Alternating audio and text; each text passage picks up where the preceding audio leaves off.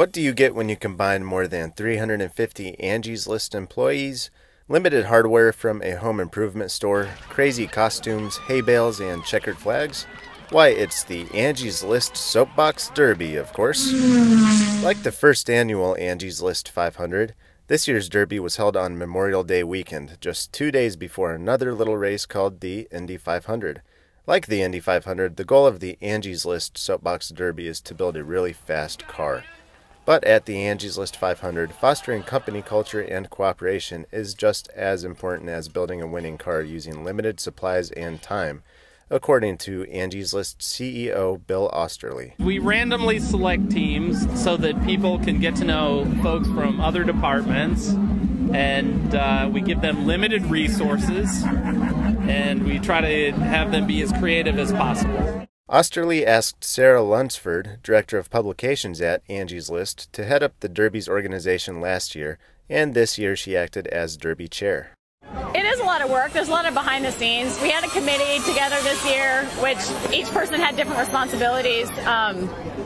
So there's a lot that goes into it. We established rules. Last year, one of the big things was we didn't have a lot of rules in place, so we got a bunch of questions. So we got all the rules together this year. Like last year, there were great prizes again this year. Oh, there's fabulous prizes. Yeah, a lot of cash and paid time off. Big trophies, like for bragging rights. The winner, there's the best time, obviously, gets $1,000. The best in show, which is kind of just an overall showing, team, nice car, $1,000 for that. And then Bill's pick, which is another $1,000 prize. And I don't know, how do you go about picking your pick? Well, I look for the just best team and spirit, best culture, people who don't cheat. This year's Derby offered a timely reward. And then we also have a special prize this year for 13th place, because today is to the day Angie's List 13th anniversary. May 23rd, 1995 to May 23rd, 2008. Unfortunately, the weather this year wasn't as nice as last year. It was overcast and rained quite a bit for a while, but in spite of the bad weather and singing, back home again in Indiana, a good time was had by all. Angie's List employees provided the music and food, and the campus provided the setting for the sloped and slightly curved course. Employee parking spaces served as pits for the 30-plus teams who had just 4 hours to assemble what they hoped would be the fastest, most unique cars. Each team was given time for practice runs before the actual race itself, where they had one opportunity to post their fastest time, or in some cases simply crash.